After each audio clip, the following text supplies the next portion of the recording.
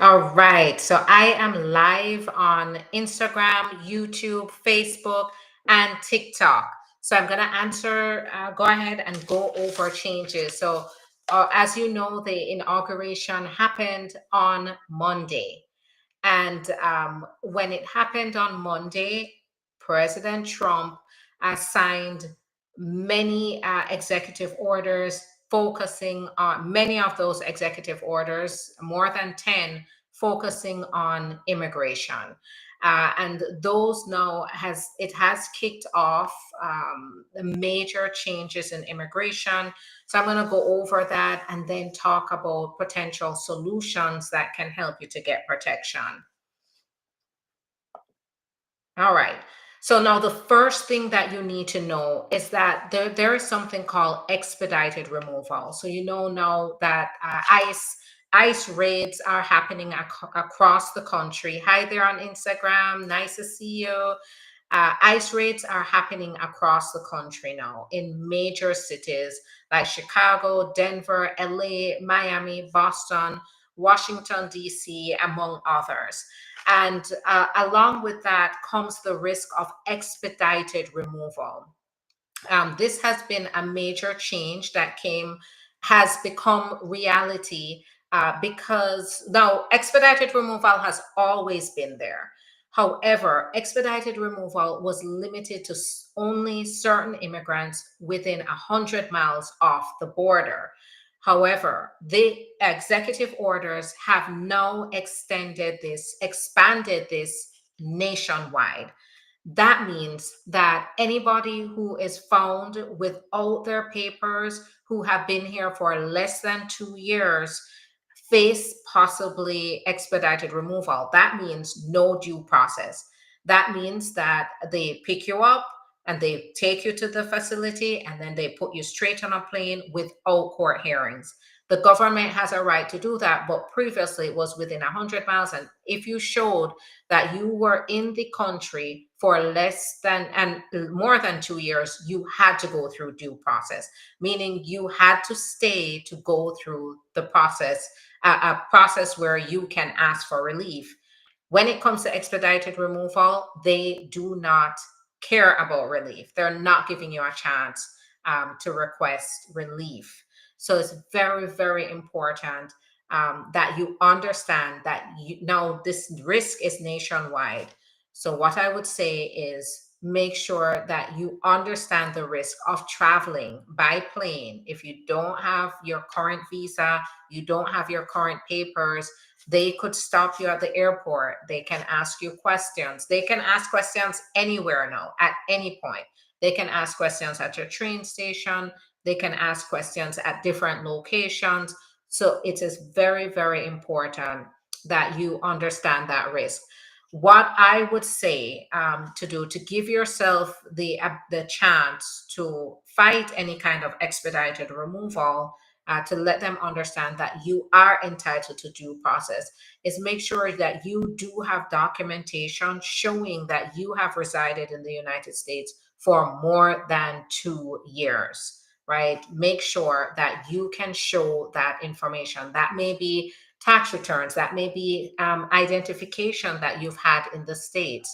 So make sure that you and um, go ahead and gather those important documents and have them with you, because they will, if you cannot show that you've been here for more than 2 years, you could face expedited removal. That is their focus now. Their focus is to try to bypass the due process and get people out of the country as soon as possible with very little effort on their part. Now, keep in mind that the tip here is that you must remain silent, right? Do not, if you are in a stop, make sure that the first thing you do is remain silent. Don't answer any questions until you talk to your attorney. At the point where you're facing any kind of risk of going on a plane, then you may be able to present those documentation. But until you understand how this is playing out, make sure you remain silent. Ask for your attorney. So there are three rights that I need you to keep in mind. Three, remain silent. Don't answer any questions about your citizenship. Don't answer questions about place of birth. Don't answer questions about your visa status. Don't answer any questions about how you entered the country. Nothing, right? They will try to find different ways to get you to answer questions. What you need to understand is that you should make sure that you politely, calmly as you can, tell them, I exercise my right to remain silent. That's the first right. I need to speak to my attorney first. I will speak to my attorney first. I would like to invoke my right to access my attorney. That's the second right. The third right is you will not consent to any searches. Don't consent to any searches. If they say, can I search your car? Can I search your home? Can I search your bag? No, you may not. I am not consenting to a search. If they go forward and they violate any of these rights, take note of it. Do not fight, do not resist, because now they do have additional laws in place that if they perceive your actions against them as a threat, it can lead to more serious consequences.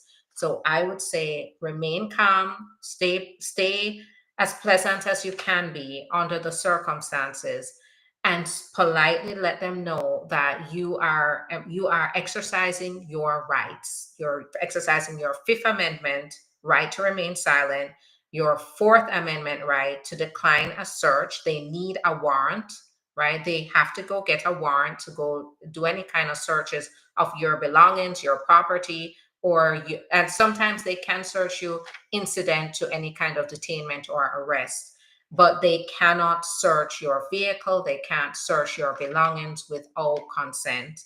And the other is the right to an attorney. Now, keep in mind, when it comes to immigration, there is no right for them to give you an attorney, but you still have a right to request an attorney. Request you call an attorney. Have an attorney on speed dial. Make sure you build a relationship with an attorney if you don't already have one, so that you can access them very quickly. Here at ST Law Office, for example, we have a process that we have to go through to get people to become our clients. And we have a process based on the professional rules of the rules of professional responsibility, right? Where we do have to go through a process to confirm that someone is our client. So it does take time. These are the things, though, that you should be thinking through. Think about building a relationship with an attorney, or if you cannot afford an attorney, have the numbers for pro bono legal representatives like legal aids. Have their number on hand. Some of them may have emergency numbers that you can call to be able to get assistance and possibly even emergency advice. So start gathering a list of that information so that you can have it in case of an emergency. Carry it on your person or have it in a safe place. So if you do have to make a call, a person that you're designating to help with your affairs has access to all of that information. So that is going to be my advice. So remember your three rights. And then with expedited removal expanding nationwide, there is an increased risk that they could pick up if they pick you up and they suspect that you've been in the country for less than 2 years, they may try to use their powers to carry out expedited removal. At that point, make sure that you have documentation available to show that you've been in the country for more than 2 years. An ID, tax returns. That's why it's not a bad idea to file taxes, right? Get an ITIN, file taxes. So that's the first change. Of course, there are ICE raids nationwide. So even though I have a list of some of the cities that they're raiding right now, Homan, who is the border czar that they're calling him. He has claimed that there have been 308 arrests today alone. Keep in mind that last month there were 200 and something arrests. So 308 isn't, compared to the previous statistic, isn't an outrageous number. However, this is going to ramp up as they continue to make changes, and as they continue to mobilize more enforcement officers to conduct these ICE raids. So this may become a worse situation over time. One thing though that we have to keep in mind, is there are going to be consequences to this. Immigrants alone are not going to face the consequences alone. We're all going to experience those consequences. And, whether that means people are going to be too afraid to go to work, people are not going to go to work. And as a result of that, businesses are going to suffer. And then we as the consumers are going to feel it. So over time, we will probably see these types of enforcement activities have a negative effect not only on immigrants but on the nation. Now, the Trump administration, they have said that they're only targeting, well, not only, but they are mainly targeting immigrants who have criminal records, which that's no surprise. However, they have repeatedly talked about mass deporting millions of immigrants, but it's not millions of immigrants that are criminals. A vast majority, I would say millions of immigrants, have very clean records, hardworking people here in the United States. So when they are indicating that they're going to target millions of immigrants for deportation, and then they're also referring to immigrants as illegals, they're violating the law, they are implying that they will be caught up in their mass deportation efforts. So everybody's at risk. So I saw somebody say here, stop the fear mongering. Keep in mind, this is not fear mongering. It's happening. Many things are happening. Many terrible things are happening, not only in the immigration world, but terrible things are happening with immigration, and honest, hardworking immigrants are suffering. This information will help immigrants to understand your ability to get protection and understand how to avoid risk along the way. Now, what they have said is that if they do come by immigrants who are undocumented while they're targeting specific people, then they're going to take them in. They're not going to just ignore immigrants who are undocumented. So everybody is at risk here.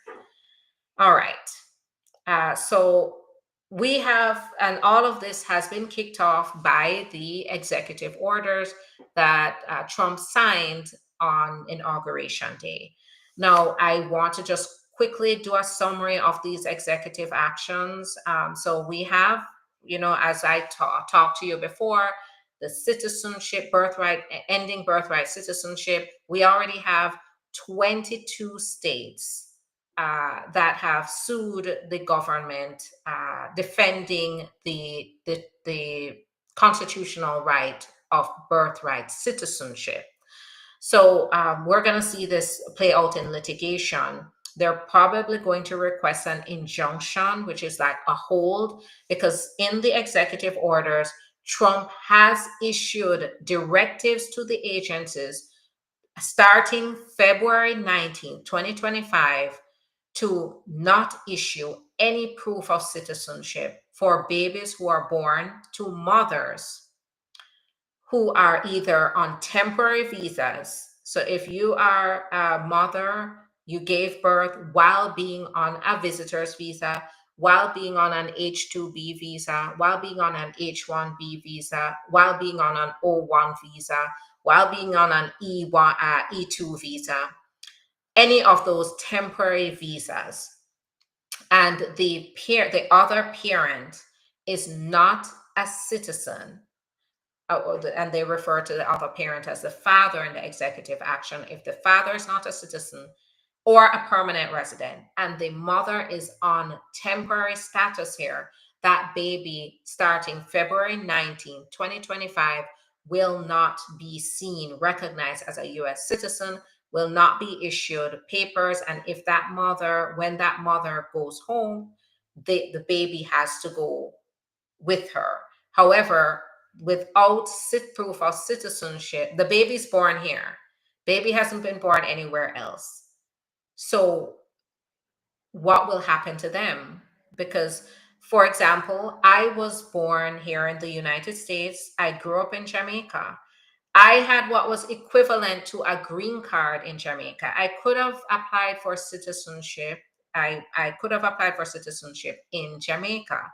I didn't do that, right? And so Jamaica says, well, you have to have permission to be here. I can't just go to Jamaica and live in Jamaica without getting special permission. So it's the same. And that's because I wasn't born in Jamaica. I have Jamaican parents, but I wasn't born in Jamaica. I was born here in the US, right? So the United States, they see me as a US citizen who is living in Jamaica. So other countries will probably see it the same way. It depends on other countries' laws. But I have to proactively apply for citizenship in Jamaica. It's not automatic. And so Jamaica isn't just going to accept me and say, okay, come on in, you're a citizen of this country. So that's going to probably happen to babies if they have to be deported with the parent, or they are returning and they have no proof of their citizenship. That's going to create a nightmare scenario for the child, unjustly, because they have a constitutional right to be a US citizen. So that's being challenged. And, you know, from a legal perspective, I would say this. This is very weak. This executive action is very weak. I just don't see how it will prevail, because the Supreme Court, which it probably will end up in the Supreme Court, the Supreme Court has time and time again found that if you are born in the United States, you are a citizen. Now, the part that makes me a little nervous is we have seen very outrageous precedents coming out of the Supreme Court lately. Justifications um, for taking away people's rights that I just honestly did not think I would ever see in my lifetime. For example, our right to choose as women, right? The Supreme Court took that away. It's no longer a constitutional right to choose whether we are going to keep a baby or not, whether we have the capacity to or not. And now the states across the country have that power to deny or to give the right to make that choice. They somehow justify this. They justify this, right? It was settled law and they justified it. So that it makes me a little nervous that we have a Supreme Court that seems to side with the Trump administration, and they just find ways to justify it legally, right?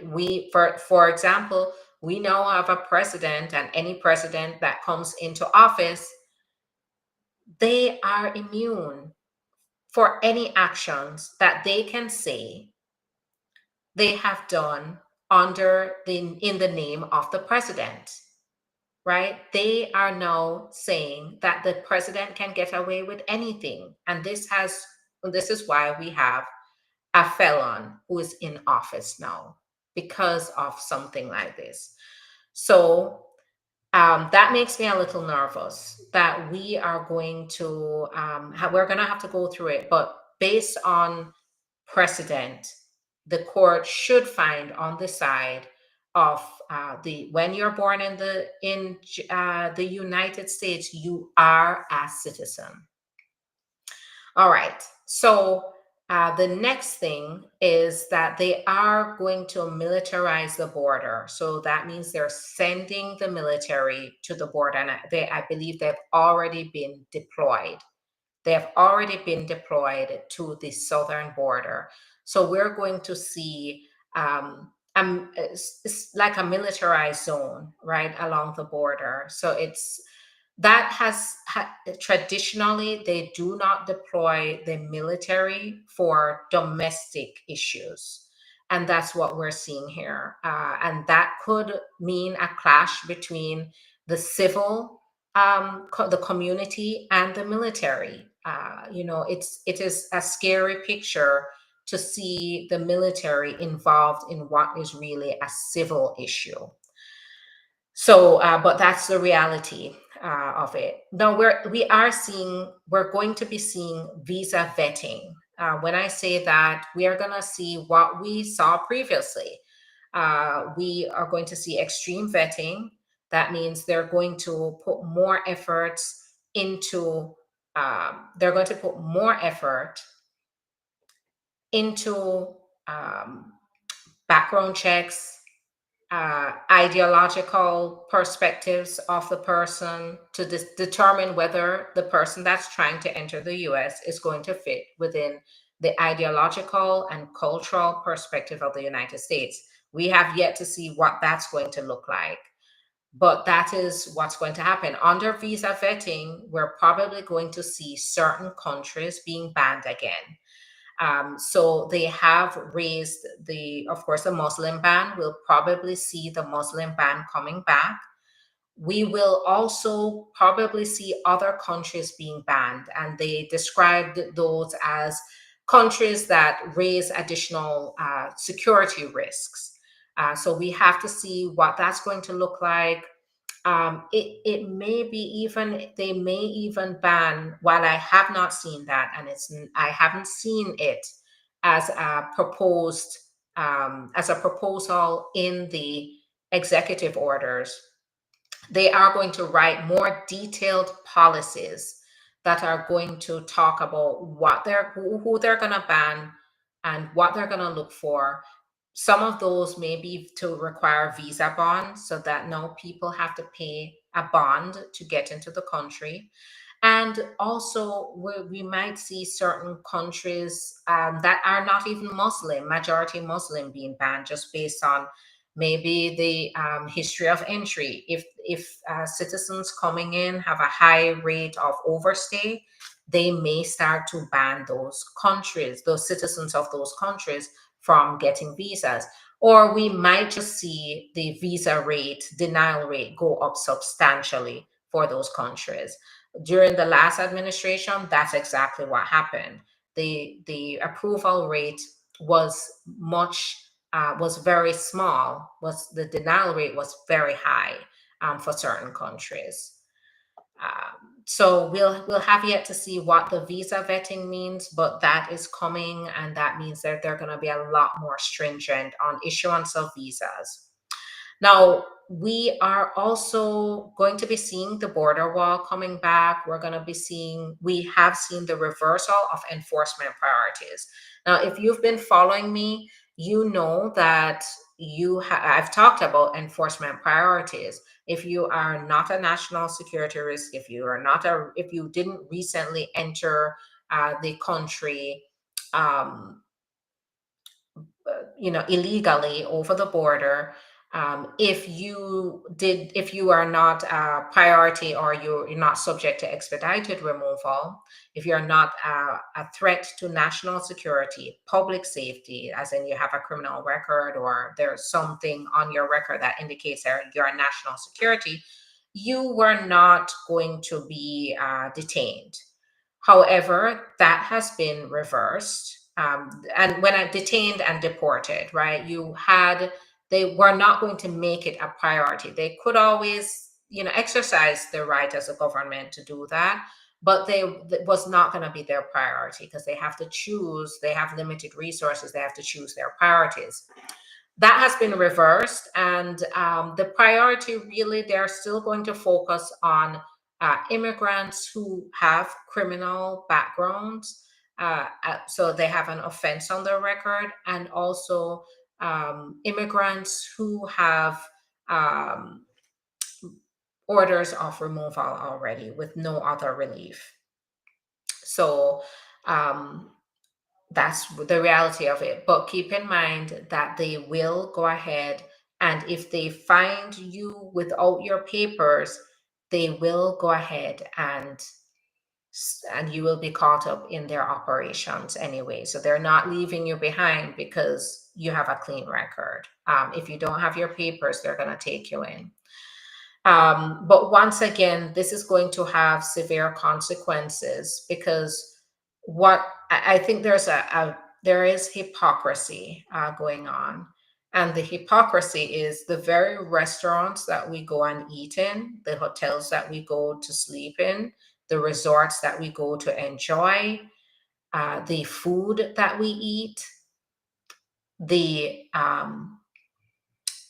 different services that we enjoy here in the United States are really functioning on the backs of immigrants. And so if they are afraid to go to work because they're afraid that they're going to be detained and separated from their families, they see it worth it to stay home and have to spend one more day with their families than to go to work and never see their families again.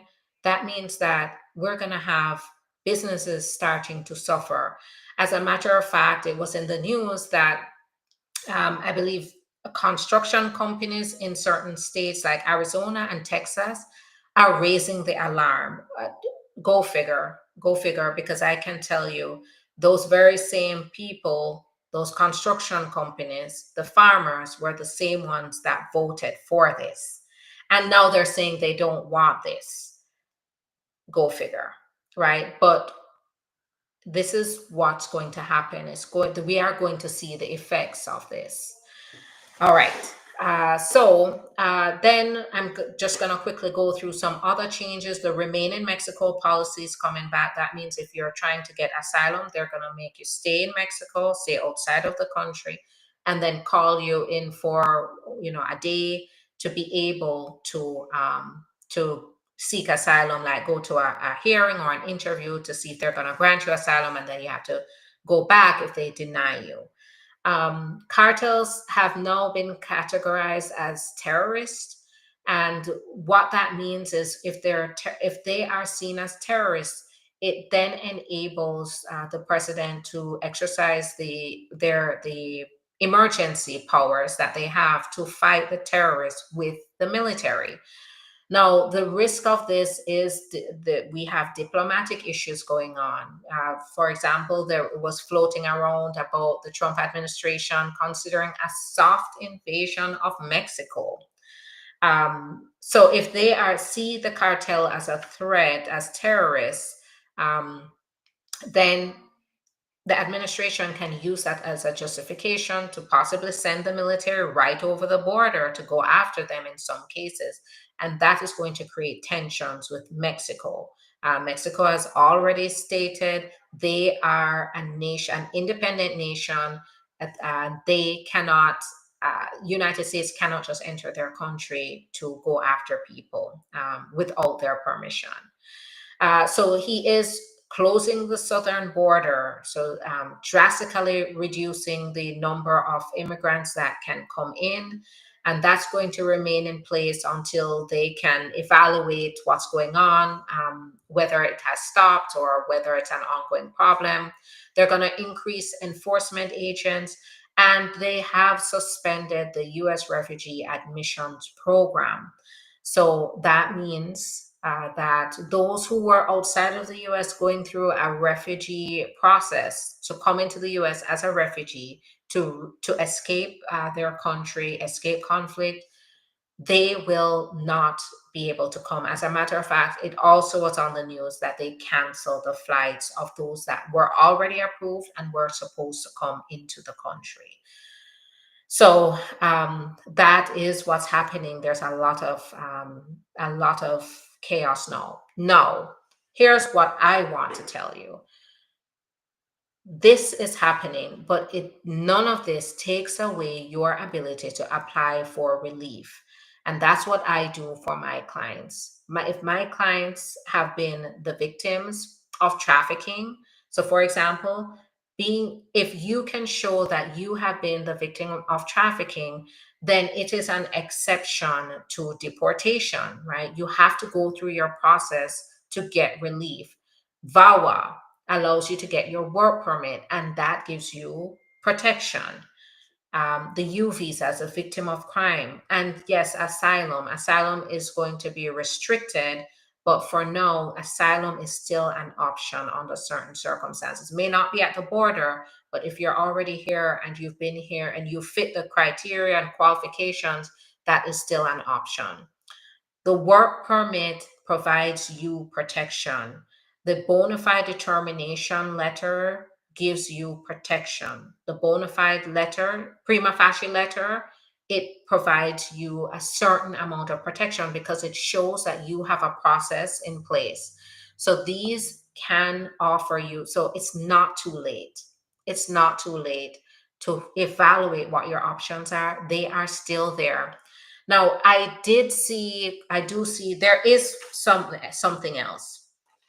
Lincoln Riley Act that has passed. That is now going to become law. It's going to be signed into law by the president.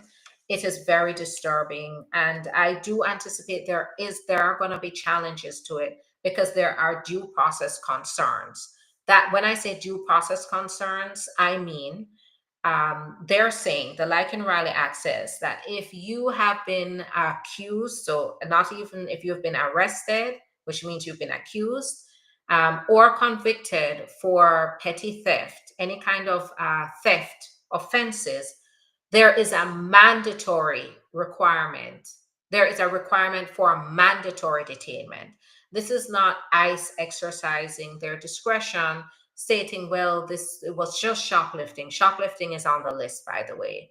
That it is not that it is, oh, it's just shoplifting. This is not the same as a violent crime, and we only have so much room for detention, so we're going to let this immigrant go, maybe on supervised release. No, this is mandatory detention and deportation, and possibly deportation, right?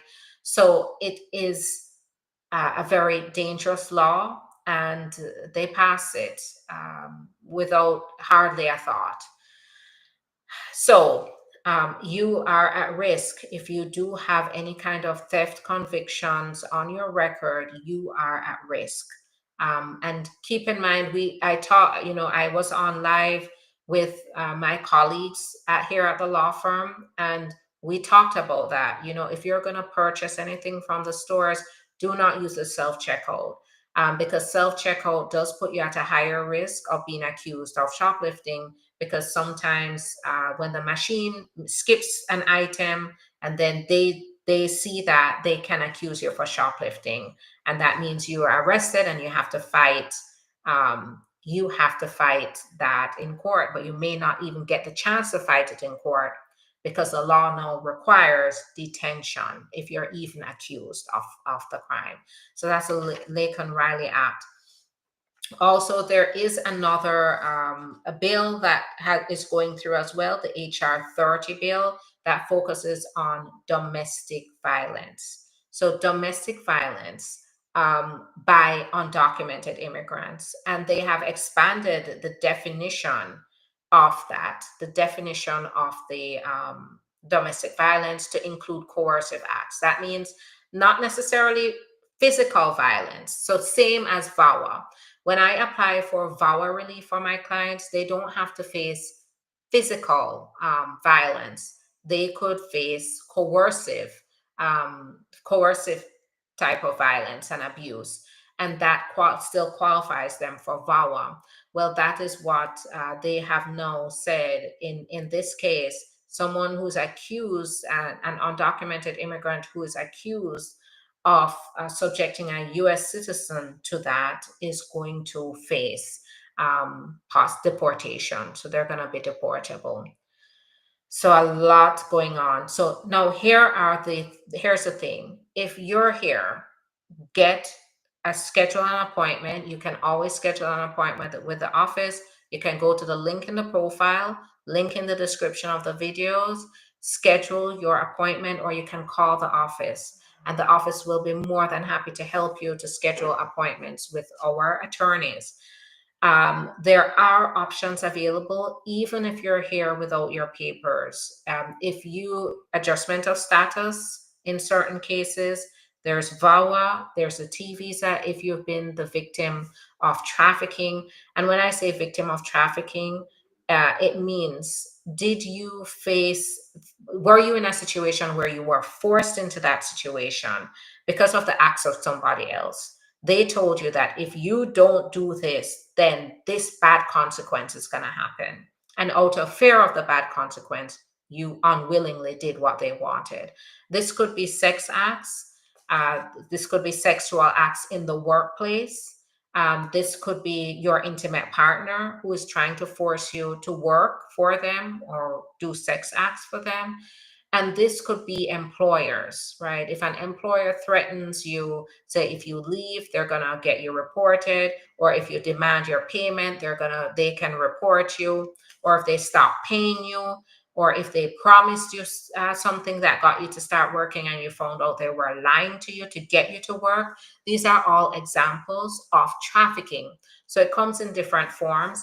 And what I would say here is make sure you go ahead and schedule an appointment so we can hear your circumstances, because a lot of this, I don't want you to count yourself out just based on what I'm saying, right? I want to hear the details of what you've been through, and then go ahead and let you know, confirm whether you qualify or not based on this form of relief. Do not count yourself out. This, give yourself a fighting chance under the law. These are legal forms of relief that's there. It's still there, right? Despite this happening, it is still there, right? If you have been a victim or you have been subjected, you've been through some stuff, I want to hear, because you could have relief here. All right. So thanks so much for sticking around through all I had to say. Now, what I am going to do is I'm going to answer your questions. We have a lot of questions coming in, so I'm going to try to get through as many questions as I can. So I'm going to start with TikTok, and then I'm going to make my way through. Is it safe to start a green card process through marriage? Do it now. Yes. If you qualify, do it now. Green card through family, green card through marriage, it's going to get a lot more complicated, because I anticipate we will start to see more complicated requirements coming in. By the way, here's some promising news for some people. They just sent an email out from the USCIS that they are now waiving the requirement for COVID vaccine. So you do not need to take the COVID vaccine to qualify to pass the medical exam. So that is definitely a good thing, because it will move things along. Some of my clients did not want to take the vaccine, and we had to go through the extra steps of applying for waivers, which does lengthen the processing times. So that should, if you're at the tail end of your process, then that should create some relief for you to know that you don't need to submit the COVID vaccine, or if you don't believe in it. Personally, I believe in the COVID vaccine. I think it saved lives. It definitely saved lives, but we are all entitled to our own opinions. And no, it is not required by the government for you to get your green card. So that is one promising thing. Another thing, just as inspiration to all of you to know, my clients, I got 3 work permits today alone, 3 work permits for my clients that are now happy. I missed all of this. They know that they are protected with their work permits, right? They can drive to work. They can get their driver's license. if they're stopped, they can show their work permit as identification. So that has made me very happy that my clients' work permits did come through today. And of course, I'm still going to keep going to make sure my clients continue to get the relief they deserve here. All right, so let's keep going. Thank you so much. Thank you. Can male USC marry his husband and file for AOS? Absolutely. Yes, same-sex marriages are allowed in the immigration process. How long does T visa take? So I would say 12 to 18 months. Keep it in mind, once you do have the process going, you have a certain amount of insulation from deportation. They're not going to deport you if you have a T visa process going forward. Of course, when I take clients, I only take clients who qualify. So this is where it's very important to schedule a consultation so I can evaluate whether your facts qualify you for this. And then we apply. So keep in mind that I only apply for cases that my clients qualify for. If you seek asylum and given 5 years work permit while your case is still pending, are you safe? Yes, you should be safe with a 5-year work permit. I applied for a U visa and got a work permit. What's my next step? So the U visa takes a while. It takes 7 to 10 years. So you're gonna have to keep renewing that work permit. I think the work permit you probably got was about 4 years. So when the 4 years pass, if you still don't have a visa number available to you, then you have to renew the work permit and you're gonna continue to stay in deferred action. My husband came with a J1 visa. Can he submit for papers even with a restriction? He needs to get it waived. The restriction waived. The 2-year foreign residential restriction waived first, and then he can apply for adjustment of status. What about recent extensions for TPS? If I applied and it's pending. So TPS is supposed to protect you, and it is in place until a certain amount of time. But President Biden did put in extensions for TPS, so it should last for a while.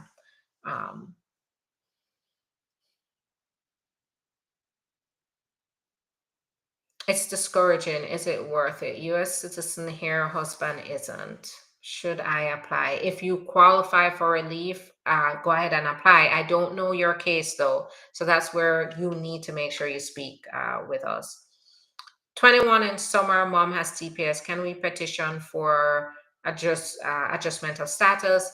It depends on how your mom came in. If your mom came in without permission, then simple adjustment of status isn't going to work.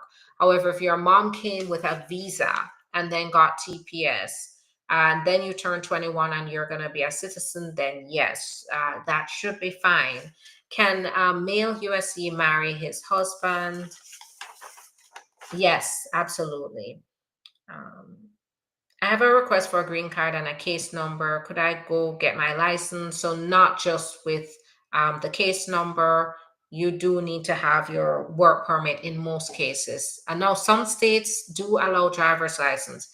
That has not changed. We don't know what kind of federal legislation is going to come into play over the time, but some states, depending on the state that you're in, you may be able to get a license, valid license for the state.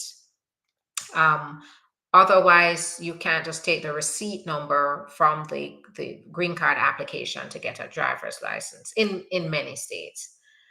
What about traveling on advanced parole right now? It's case by case basis. The risk is high across the board. They're going to be a lot more stringent. So anybody who leaves the country and is coming back in, you can depend on them being very, very thorough.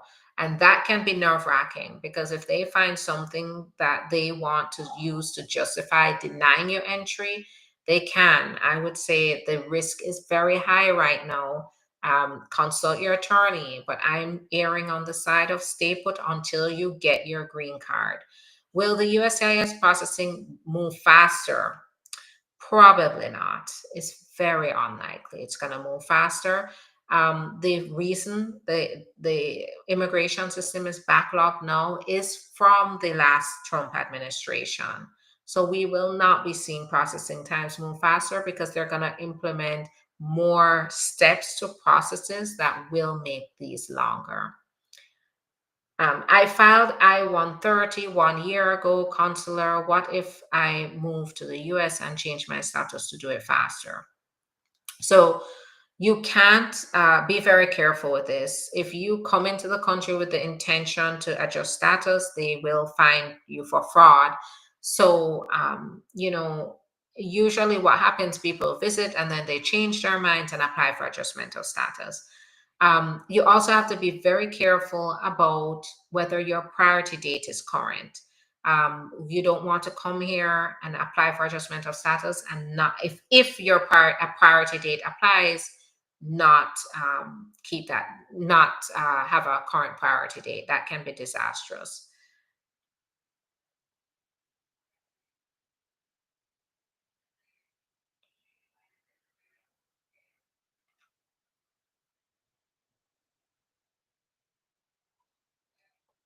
This is year 5 of green card. Does my wife need my information to file for citizenship, or can she do it? She can apply on her own merit. She doesn't need to show marriage to a citizen to get the citizenship. Can will still apply for military parole in place? Yes, parole in place is still there. It's probably going to just it has always been on a case by case basis, and it probably will continue to be that way. My husband came with J1. Can he submit papers? Oh, even with a restriction, so he needs to get that waived. And there is a process to get that waived. I got my work permit through asylum, and I just got my court date for 2027. So you should be okay with your work permit. And then with the upcoming court date, yeah, you just have to make sure you work to prepare for your court date so you can continue to live in the US, and you don't end up losing that court battle.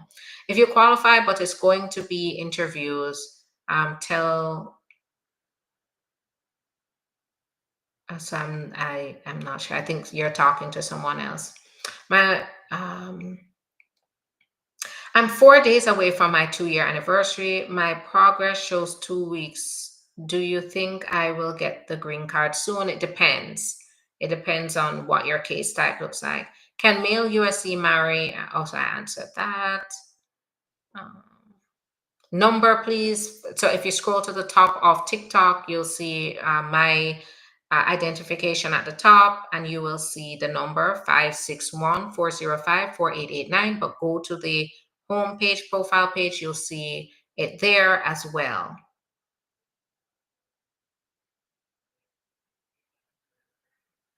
Oh, thank you so much for your time. I appreciate it. Is it safe to start a green card process through marriage? It's go for you are giving yourself you qualify for relief here. You're giving yourself the best chance.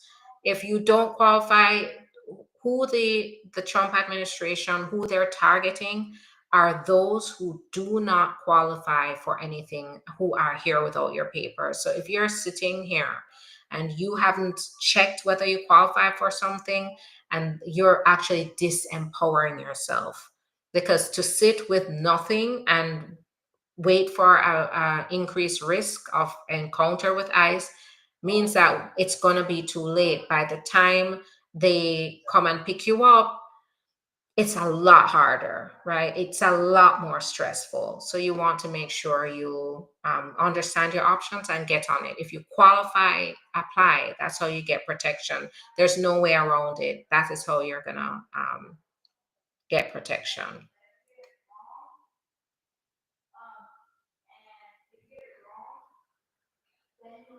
So now ICE is doing a deep interview with so-called marriages. I'm not sure about that. That's within the jurisdiction of the USCIS.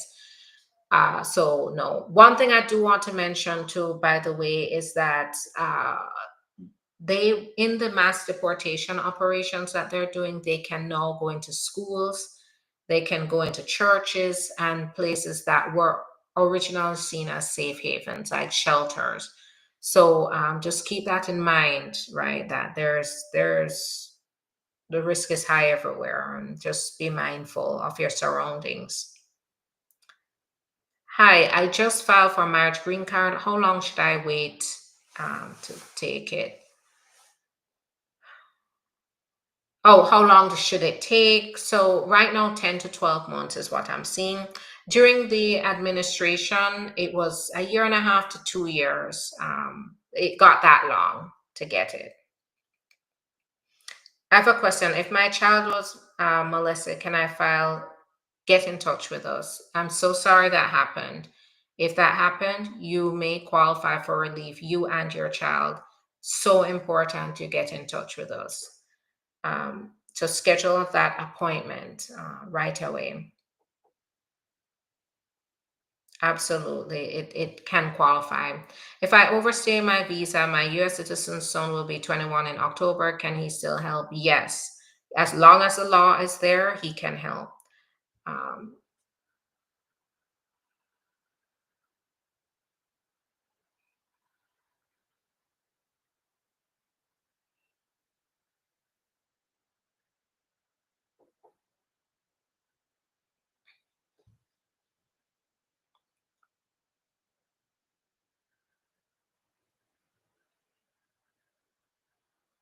yep, some Democrats did vote. Actually, a majority of Democrats, I believe, voted for the Lake and Riley Act.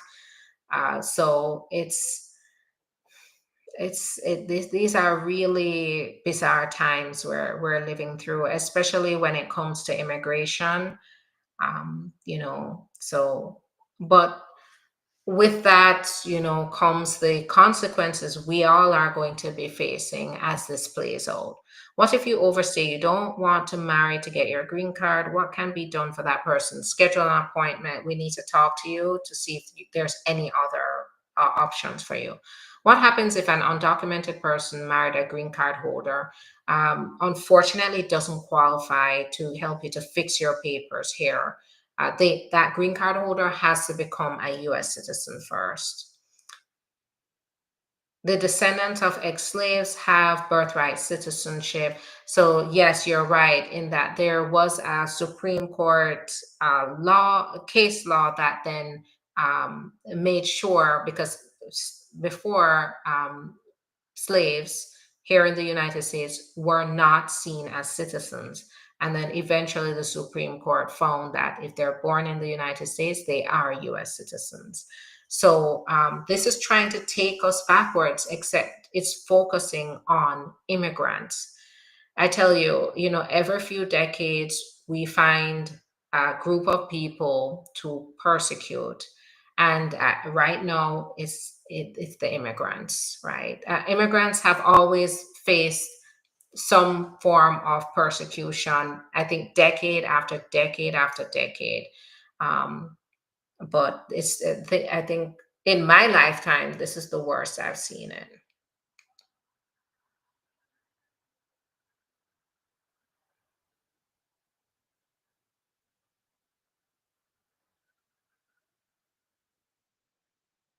All right. What are the criteria for asylum seekers? So, if you fear going back to your country because you are being targeted with violence or threats, or you have been harmed in the past, based on certain criteria. So, it's going to be based on uh, particular social group, based on race, based on nationality, based on your religion, based on gender in certain situations, then you can qualify for asylum. So, what I would say is if you're afraid to go back to your country because you face threats that a group that you belong to also faced, and you know that if you go back, you're going to be harmed, that is a basis for asylum, right? So, for example, some individuals are targeted based on their sexual orientation. And because of that, they're part of a particular social group that is facing harm in their country. So they are able to get asylum here. Are DV shelters still off limits for ICE? So they have said, I would not say it's safe because they have said these safe zones are no longer on the table. They've mentioned schools, churches, but yes, DV shelters probably will fall under one of those safe zones as well. But I'd have to verify that, But I'd have to verify it and then let you know. But I wouldn't be surprised if it is no longer a safe zone.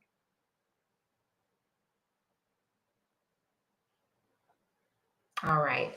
So I'm going to go ahead and I'm going to answer questions on Instagram and then I'm going to come on to YouTube. So hang on, we can learn from each other. So just hang tight as I go through questions.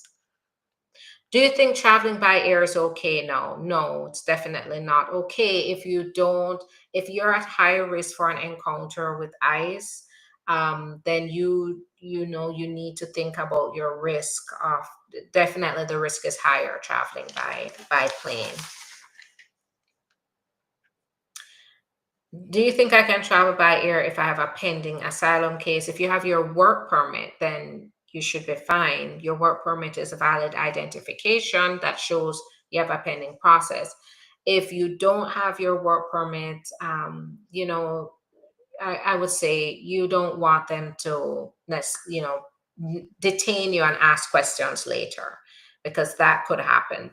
Even though you have a pending process, and having a pending process means that you may be able to get released. Um, you don't want to be in a situation where they detain you first and then ask questions later, right? So if you can reduce your risk of that kind of stress, make sure you do that. I'm married with a citizen. My parents brought me here since I was 14 years old. I have no problems with the police. How long would my case take? So right now, I'd say 10 to 12 months. We have to see how they're going to make changes to cases, and it might be extended to, possibly a year and a half. That's what I saw. By the time the end of the administration came along, marriage-based cases were taking anywhere from a year and a half to 2 years. What if you have a work permit but permanent status was denied? Can you continue to work and then reapply? Technically, if your adjustment of status was denied, the work permit is not valid anymore. So you would not be able to use that as valid identification. As a permanent resident of many years and have no felonies, should we be worried of losing our residency? No, so this is not targeting permanent residents. So you have no worries there. Even in the case of his executive order, even though it's completely wrong, it really has no validity. But even in there, they mention that a baby who's born to a at least one of the parents being permanent residents, means they are a citizen here. So permanent residents, there's no target here for permanent residents. Um, no, what I would say though is as a permanent resident, if you're going in for citizenship, you need to make sure you understand your background. If you have something in your background, an offense, you need to be careful with that. Because in the last administration, I did see some people even get referred. They went in for citizenship, but came out with a notice to appear in court to get deported because they dug into their application and saw maybe something that was inconsistent and jumped straight to they committed fraud. So, just understand your background and make sure you get legal advice if in doubt. 5 days away from 2 year anniversary, 3 weeks on my USCIS. What does this mean?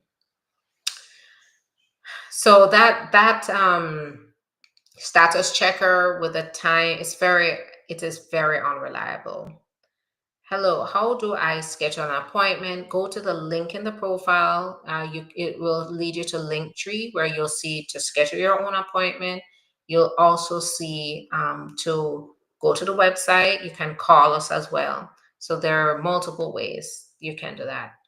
Can I get your personal contact? So same thing, go to the link in the profile and then you can schedule there.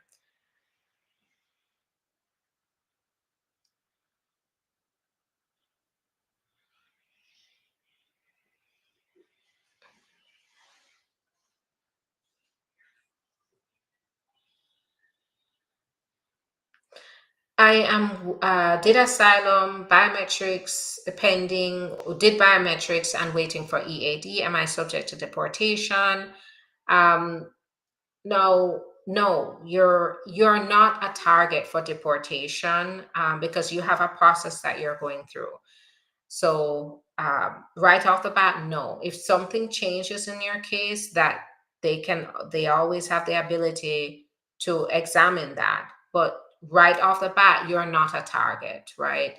You just have to make sure you have the documentation. As I said, put your documentation in a safe place so that if you need to show that you are going through a process, that you have a paper somewhere that you can refer to, or give your counsel or give an emergency per contact, so that they can provide that information when it's the right time to do that.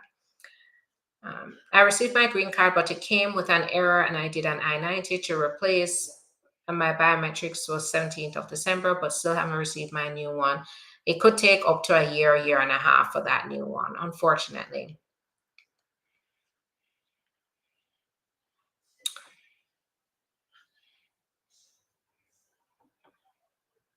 Okay, so my number is going across the screen. So if you see that ticker going across the screen, that blue ticker, that's on Instagram, Facebook, YouTube.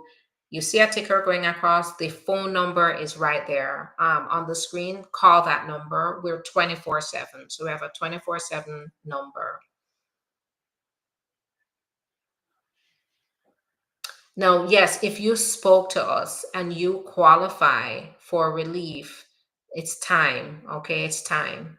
So make sure you get back in touch with us and get started because the laws are there to protect you. The Trump administration, they're targeting people that do not qualify for anything. They're not targeting people who qualify for relief. So this is where you need to make sure that you understand your rights, understand what you qualify for, and jump for it. Um,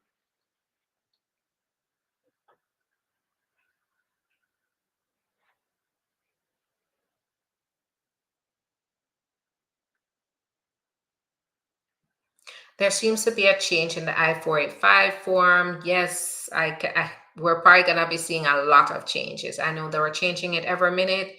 Last year, we're probably going to see that again. My green card came with an error, so I answered that. Is it safe to start? No. Yes, now is the time. Can I know how to change visa status to apply to take an admission to study? I'm holding B2 visa.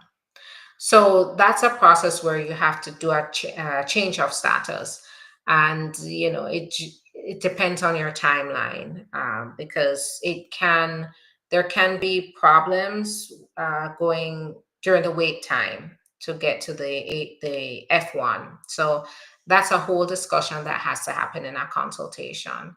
What if you're married to an American and not yet submit your papers?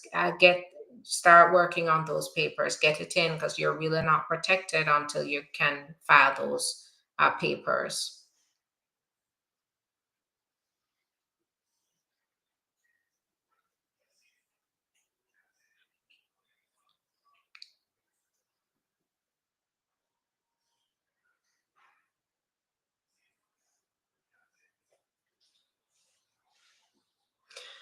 What about if I'm married over 2 years and USCIS said my case outside allotted time for green card? Am I safe? Case referred to field officer.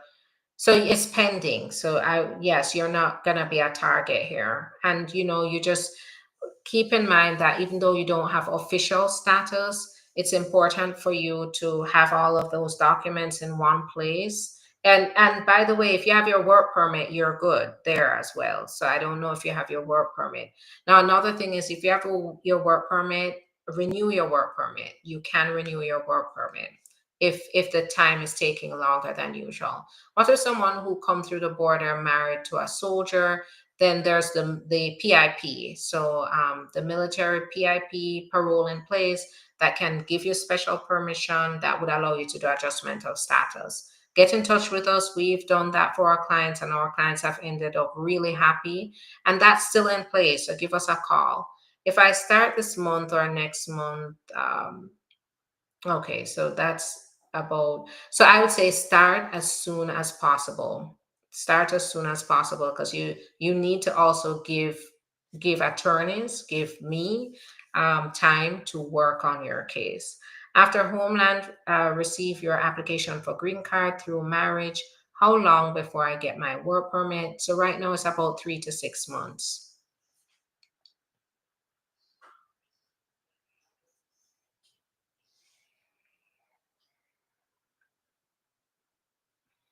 Suppose you have your children here. How long will it take them to do your status change? So it could take less than a year. Less than a year if they're US citizens and age 21 or older. Immigrants from prisons are going to be deported, the ones without violence. Any news, the possibility is, for example, if someone was convicted of any kind of theft, yes, if the crime is deportable, so even if it's considered a crime involving moral turpitude, that could be a misdemeanor, but that is like a catch-all type of phrase, right? It's sort of like saying if you committed a crime of immorality, something that's immoral, right? A crime of moral turpitude, but it's a little bit more than that. It's like a depraved crime. If then they yes, that's deportable, right? So it and they can take ICE can then come. You have a release date. ICE will then just come and pick you up within 48 hours of your release date and in order to put you through removal proceedings. So it it's a possibility.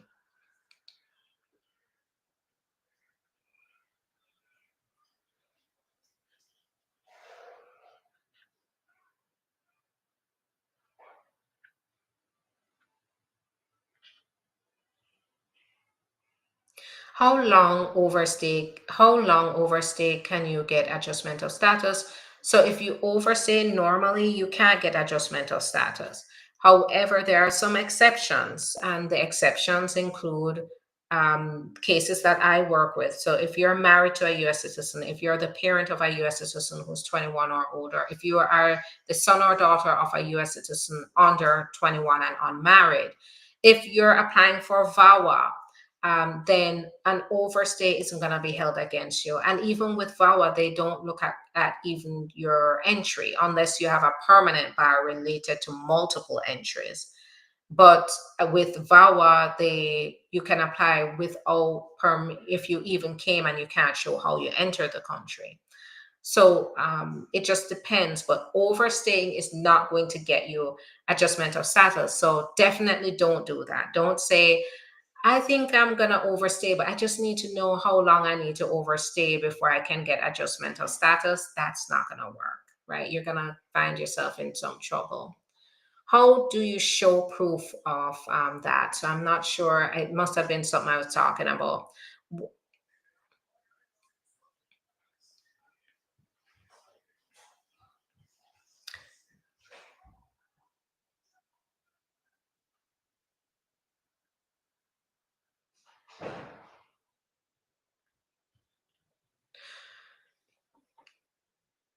Is it true that USCIS will know that vaccination requirement for filing? Yes, so the COVID vaccine, they're no longer requiring the COVID vaccine. No, but here's the contradiction, just a little contradiction here. They are going to be focusing because they're re implementing the remain in Mexico, and possibly the Title 42, which kept people outside of the United States based on health issues, based on the fact that they wanted to make sure they could vet them to make sure they had all their health requirements before they entered the country. Well, in the same breath, they're saying you don't need the COVID vaccine. But the COVID does present a high risk. We just have recovered from the pandemic. And so there's a little contradiction there because they are going to be using health as a reason to exclude many immigrants as well. So a contradiction, but still an advantage for some people who are here that did not want the vaccine.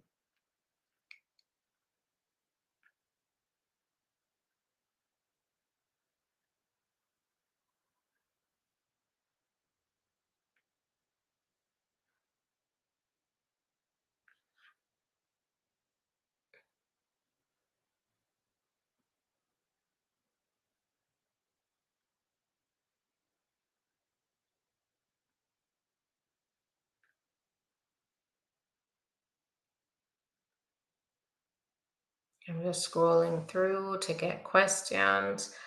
What are your requirements to get direct employment visa in the US? So you have to have an offer of an employment, or you have to have certain qualifications. So the qualifications, for example, national interest waiver, but that is for a green card. So it just depends. You have H-1B, you have H-2B, you have different types, and it just depends on your qualifications and your goals and the employer's goals. So that's where it's very important to schedule an appointment. And in this case, usually the employer has to schedule them appointment.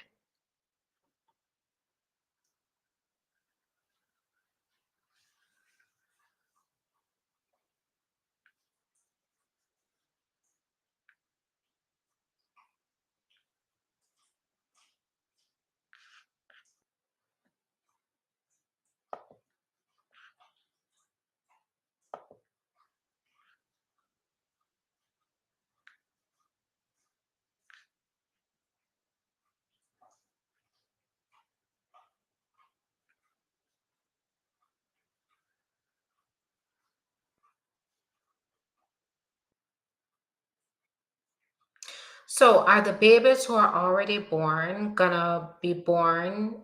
Um, so babies who have been born already up to February 18th will be okay. February 19th, and if any child born after February 19th is not going to be, they're going to fall on the birthright. But keep in mind that I'm erring on the side that the court is going to put an injunction in, stop them from enforcing the executive action until the litigation. At least I hope that's the case. I hope that's the case, that they will put an injunction in until they resolve the litigation.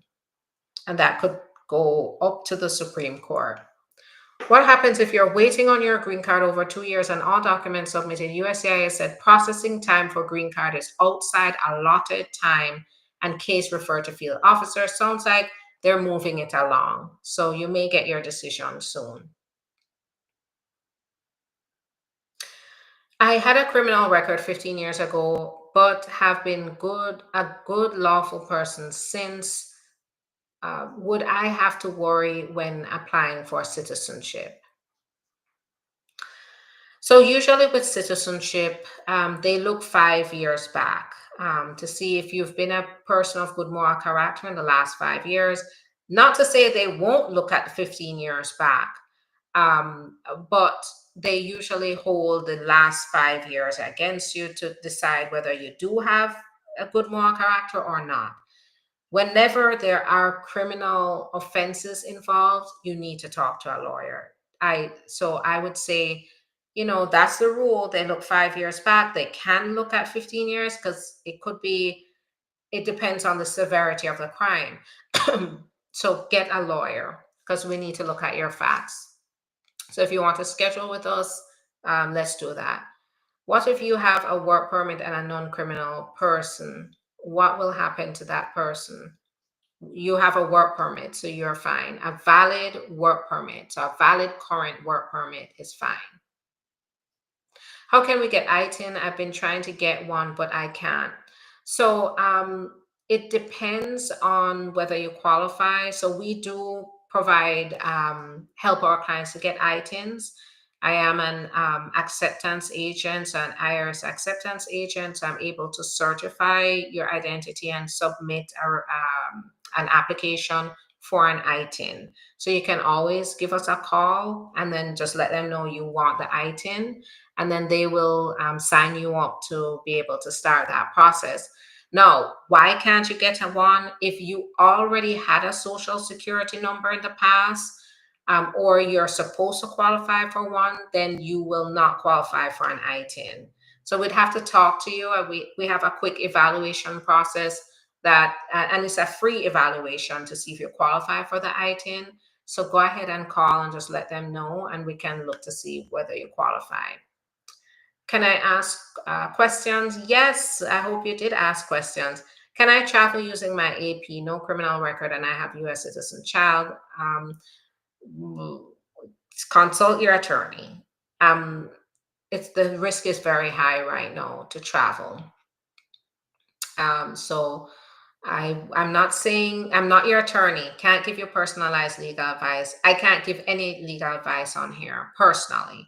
This is all general information, but this is where if you want to travel, you need to get personalized legal advice. I am erring on the side of just wait until you get your papers to travel, because you might end up in a very complicated situation if you travel. So I would say stay put until you can get your papers.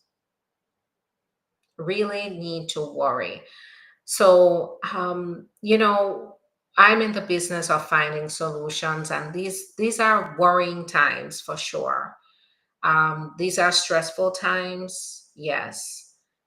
But what I am trying to focus, I'm trying to keep my eye on the ball, and it's hard, right? It's hard to not get lost in everything that is going on, the chaos. But I'm keeping my eye on the ball, and the ball right now is there is relief that I can help my clients with, and I am going full force to get this. As long as it's there, and my clients can get protection through it, that's what I'm focusing on. So I say that to you, keep your eye on the ball. If you qualify, find out if you qualify for relief. It's still there, right? These changes are not saying you can't come forward and apply for relief. What these changes are indicating is you need to make sure, it's more important than ever to make sure that you can find solutions now, right? And there may be solutions that you're not aware of. I represent clients who've been approved for these solutions that they did not realize that they qualified for. So that's where having an attorney is valuable, because you may not have the knowledge to find those solutions. Thank you for doing this for people. Thank you. Thank you for showing up, listening, and I'm gonna stay steady and keep going. Now on YouTube, I'm going to answer questions on YouTube. Thanks so much for your patience. Overstayed ESTA by a few months before marrying a U.S. citizen spouse, filed I-130, I-485 undocumented. Yes. However, you're going through your process, right? You've hopefully you've applied for your work permit, so you can get some relief. You can show that you do have permission to be here until you get your papers. So keep in mind that the focus should be on the solution and the relief.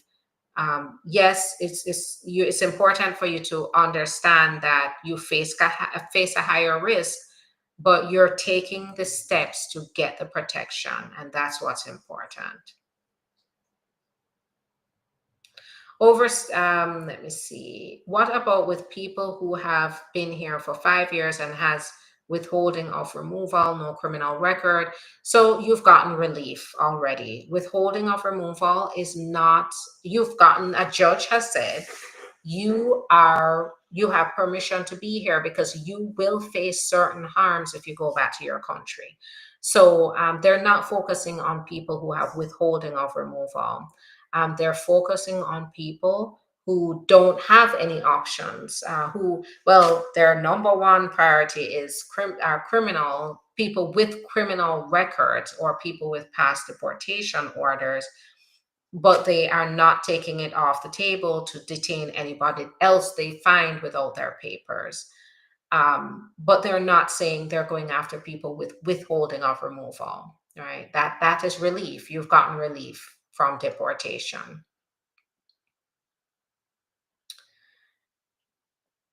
I will apply for citizenship soon, and I want to know which tax transcript they want because there are many types on IRS website, like account transcript, return transcript. You need to get the transcript from the IRS.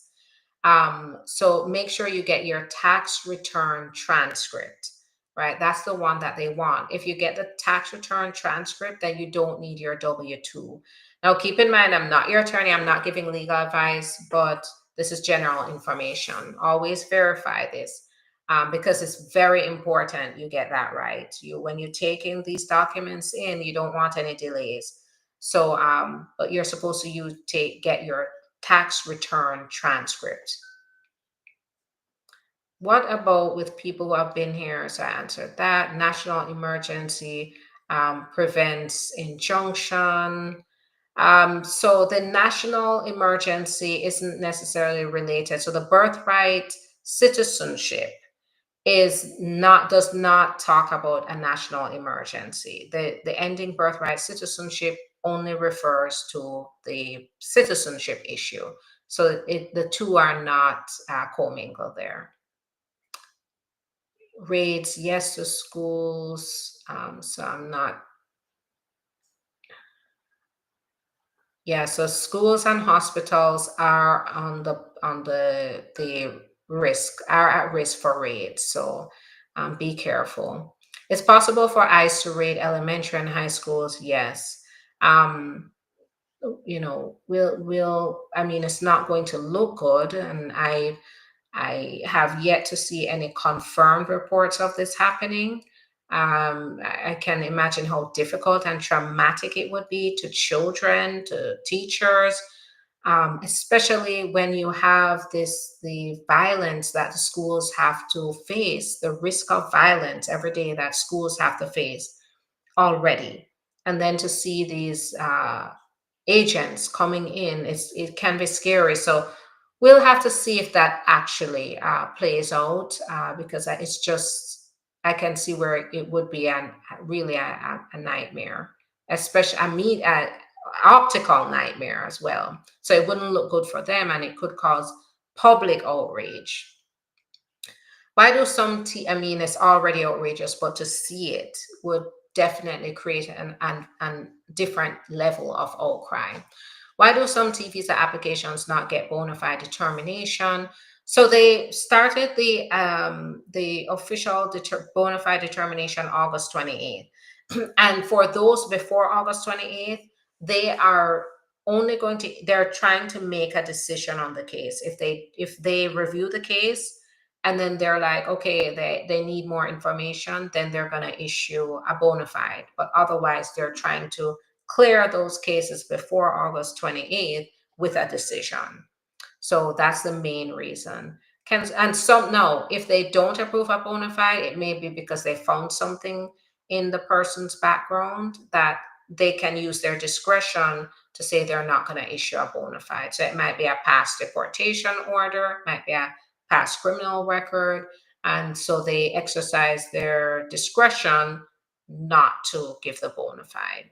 Because a bona fide can result in substantial benefits and protection.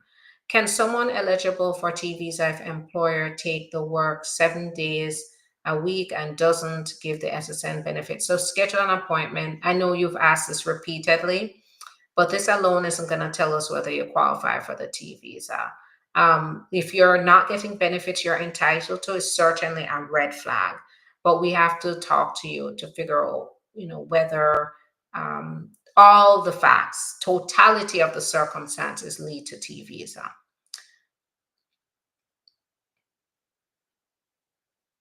Advance parole is approved and received. Should I wait for a green card to be approved before I travel? So I'm not your attorney, can't give you specific advice, but I would say, just on my personal opinion and opinion as an attorney, but not your attorney, is just based off experience. I think it's best to, consider the risk and err on the side of caution by just waiting for your papers. But it depends. If you're facing an emergency, that may increase the urgency and to travel. And you'd have to just make sure you can talk to your attorney and evaluate the risk.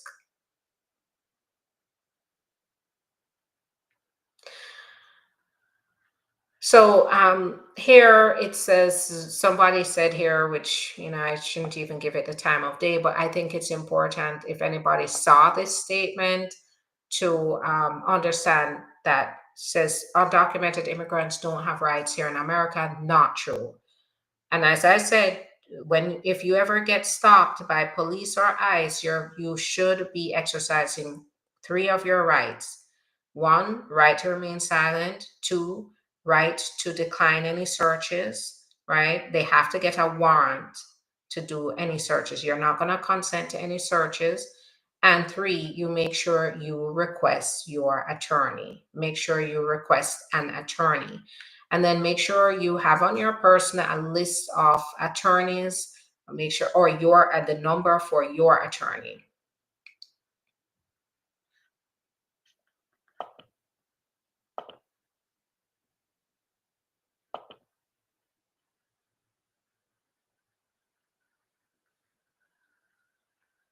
I-485 is a pain submitted 3 to 4 times. It can be, yes, it can be a pain. If I've done it a couple of times, so I'm an expert at that. But for someone that is new to them, yes, because any little thing is missed.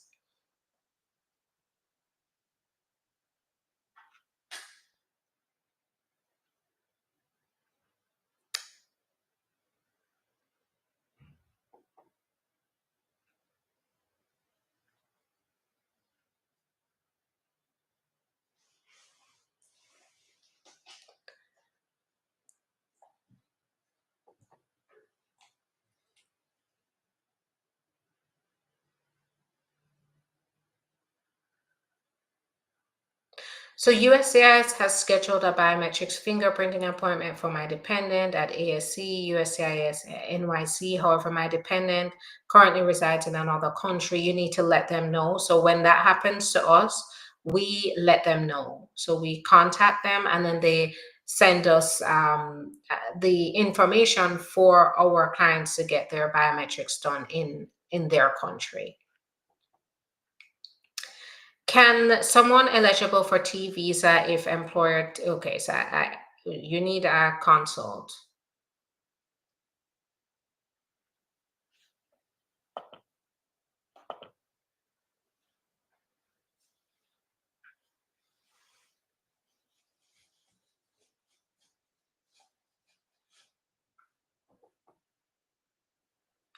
What to do if you haven't received a decision in 1 year after the I-45 interview? If you're beyond processing times, you can put in a case inquiry.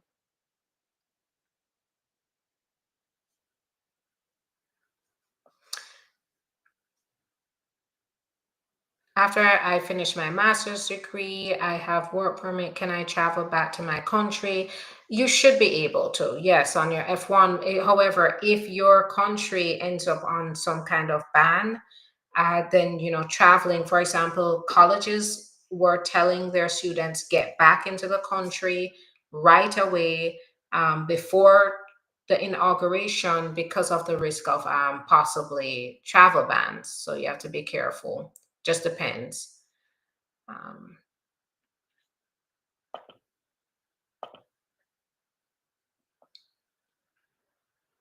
my daughter's birth is not registered as was an unassisted home birth. Can I still get green cards? My wife is USC. And will there be any issue with the interview?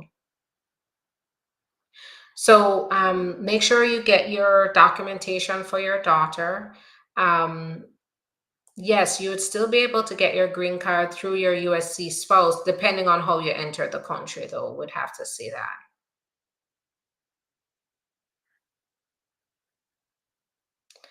I filed for VAWA in September 2023, changed my name back to my maiden name this December. So, how long do I have to wait? So, changing the name isn't going to change processing times.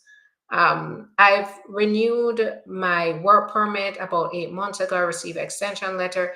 They said it could take 1 year and a half. So, I get EAD, can get EAD. Should I take extension paper with me? Absolutely, yes.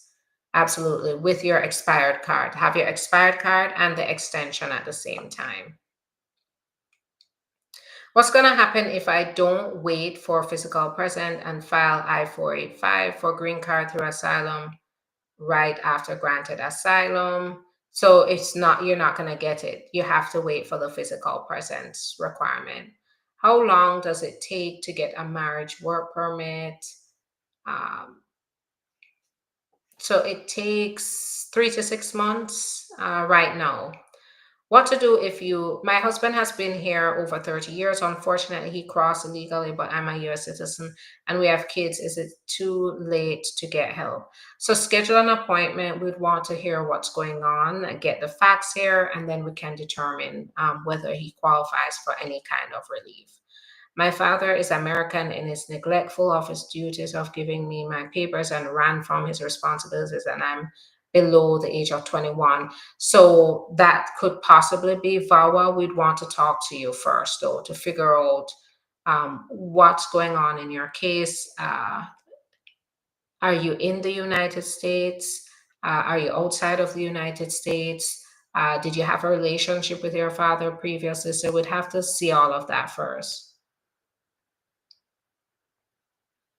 I'm in removal proceedings, but I have a VAWA approval. Can I be deported? With a VAWA approval, it means that you have protection. So you have deferred action.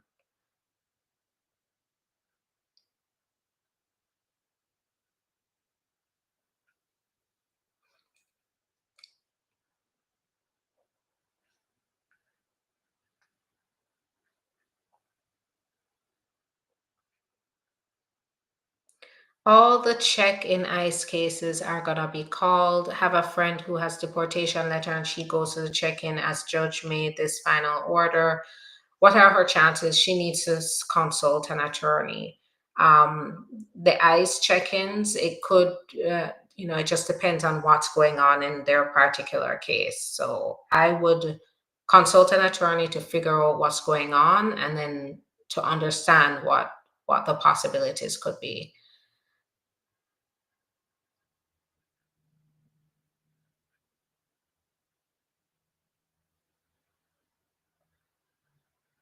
What happened with people that's still on process? They still get their process. So you're still in process on VAWA, you still get your process. You're not going to be targeted for deportation. Can you adjust status while you're on while in the US? Yeah, that's what adjustment of status is for, but do you qualify? That's where we need to understand your circumstances. Thank you so much, God's child, for your kind words. I appreciate it.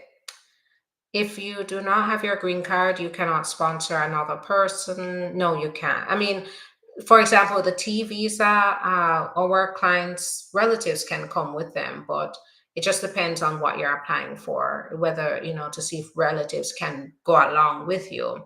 If you have a biological child that has been in the US Navy, that as has been adopted by his father's sister and you are living with her helping take care of her children while she's in deployment but don't have any documentation, what will happen if you are the one taking care of the children because of overstaying your time?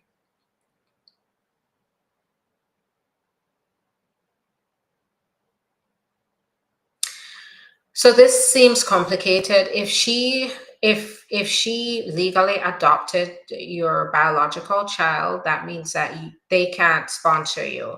But you should definitely schedule an appointment with us, just because I want to understand what your circumstances are. Because if you overstayed while you're taking care of children, somebody else's children, I would really want to understand what happened there. Sometimes that does mean a situation that you were forced into or felt forced, and that's what I need to talk to you about. Would the baby get their parent citizenship? Do all countries give citizenship for children born abroad?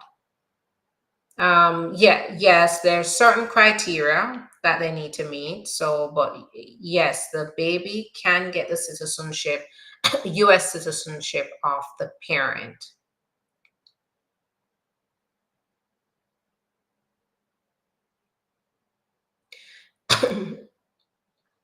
Can you get VAWA decision in 30 months, and how long? Yes, it's possible to get it in 30 months. Why do some T visa applicants not get bona fides? I answered that. Are the VAWA cases in jeopardy? No, that no, not right now, no. So VAWA relief is not in jeopardy. It's not anything that we have to see over the time. Hopefully we don't get any surprises. But right now, it's safe. Can I travel VAWA case out of the US? You need to have a travel document at a minimum. It's nice to see you too, BB Nelly. Hi there, Shigal76 in Houston. Bless good night, Chevron and God's child. Thank you so much. All right, everybody. Thanks so much for your time. And as I always say, these are trying times. There's a lot of chaos going on, but let's keep our eye on the ball here and look at solutions. And I keep reminding myself that these are challenging times, but we we have to persevere, right? You don't get to conquer if you don't persevere. So we keep our eye on the ball. Please make sure you look out for your own interests and schedule an appointment with an immigration attorney. You can always schedule with us, for us to evaluate whether there are options available now for you to get your protection, get your work permit, get status here in the US. All right. So have a good night. I hope this information was helpful. Remember, if you want to see when I come on, follow, like, subscribe, do all of that so that you can see when I come on. If you have time, you come on. And then other people who need this information will be able to see. The more you like, the more people, and subscribe, the more people will be able to see. They see the lives, see videos that are helpful and empowering to them. All right. Have a good night. Bye bye.